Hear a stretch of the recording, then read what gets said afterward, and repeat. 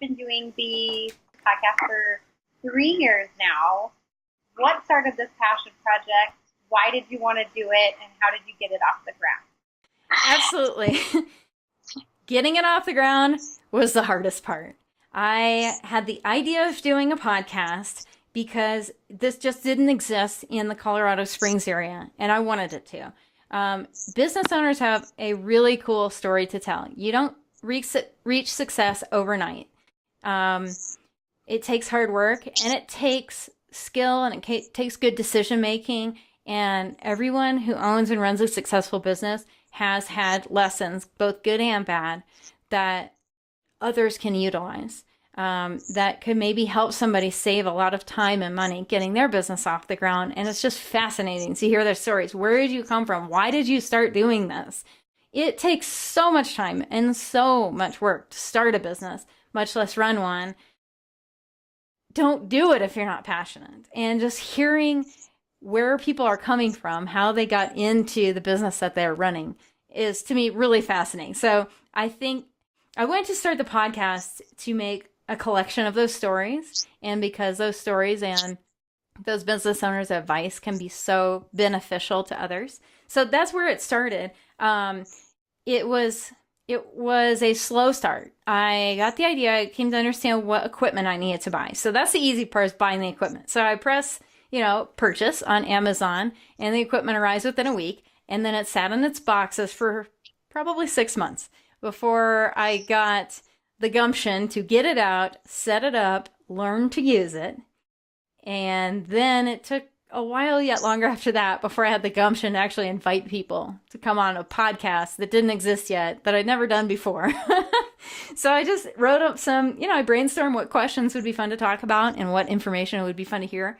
And, we focus on the business owner's advice in all kinds of categories. I like to talk mostly about their stories and their advice. And I think when you put those two together, it makes for some really interesting listening to get the inside scoop and to just learn about other people in this community. It's so easy to get 100% focused on your thing, your job, your family, your couple of favorite hobbies. And it's fun to expand your mind and realize that other people are out there doing pet sitting all day long, running a food truck all day long, building a brand new company or a new app all day long. That's what they're doing. And you don't know anything about it, but they come on here and share for 30 minutes and you just learn so much that you never knew before. So I have high hopes that the podcast will continue to be really popular and that every episode will be an asset that the community can take advantage of for the extended future. Unlike a radio show, it's not live, it's not a one-time event. You can always go back and listen to all the prior ones. And what I'm having fun gathering from them, and what I think listeners who listen to the podcast routinely are finding, is there seems to be some central themes. If you listen to 5 or 10 episodes, you'll notice similarities. Even though some of these guests, they didn't listen to the prior guest podcast, they don't know what they had to say. And yet you hear them coming from a completely opposite perspective, doing something completely different, and yet pieces of their advice are exactly the same. And I felt like listeners, when they pick up on some of those themes, they'll be able to know, for me and what I'm trying to accomplish, these several different business owners all said these couple of things. Like, these need to be non-negotiables for me. They need to be super high priority so that I can make my business a great success. So I'm having fun with that aspect of it. And I think it's just going to keep going strong. What do you want someone who's maybe never listened to the podcast to know, and why should they listen? That's a great question. What I want them to know, the first thing I'd want them to know is there's a lot of them. Go ahead and just scroll down the names of them and pick out a couple that are interesting to you. Like, you don't necessarily need to commit to just one and sit there for a half hour and listen to it start to finish. You can pick your favorite 5 titles and just spot check it all the way through and see what we're talking about and see if it interests you.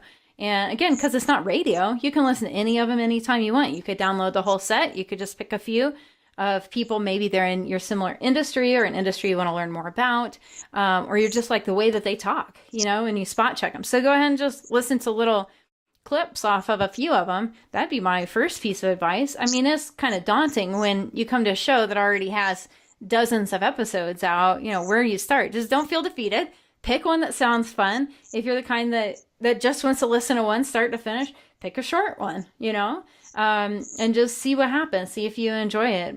But try listening to a few of them, because every single one is very different. Each individual person has their own unique way of talking and their own passions that they share. So for a lot of people, pick someone that you know.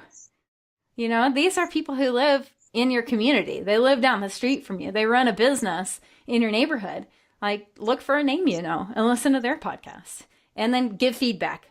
Definitely send some feedback. If you listen to a show and you enjoy it, or you have questions, or you want to hear more like that, or any type of commentary for improvement, just shoot it over there. You can put ratings on iTunes. You can send me an email.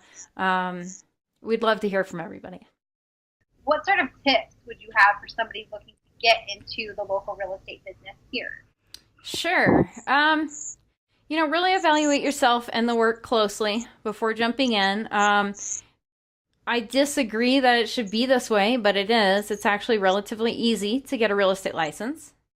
I wish it wasn't so, because it's the most important transaction that many people will do in their whole life. It could very well be the most money that someone spends in their whole life. And real estate licenses are way too easy to get. So I'd like to see the education criteria increased. But for now, it's relatively easy to get a license. That is the easy part. The hard part is learning how to do the job. So the license process just prepares you to answer the questions correctly on the test, which is the very most basic understanding of real estate law.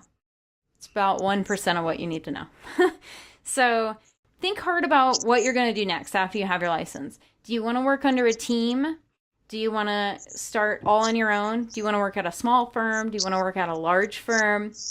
The large firms are the most popular place for new agents to go. They have big recognizable names. They often have training programs with a lot of classes for you, so you can learn a lot there. And they often have materials that they will provide to you that you can use, kind of pre-made materials. So a lot of people go that route. It wasn't the route for me. That's not where I fit in. For me, I was much more about, I want to do it differently. I want to do it better. I want my own brand of real estate. But regardless of what you do and where you get your information after being licensed, vet it, use your own good sense and your own integrity to make decisions whether the information people are giving you is right or wrong.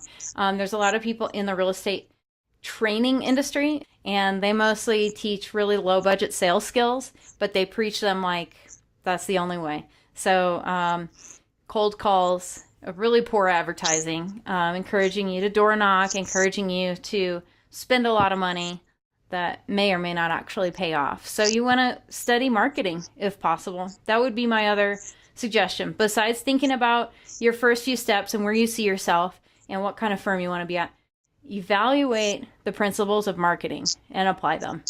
That is huge. There's just too much low budget sales information out there geared toward real estate agents. Don't fall for it. When you're brand new, it's almost impossible not to fall for it, because you want to do something so bad that you just pick something and you do it. But ask people who've been doing real estate or really any business for a long time what really works, and do that, not necessarily what you learn in a class for real estate agents.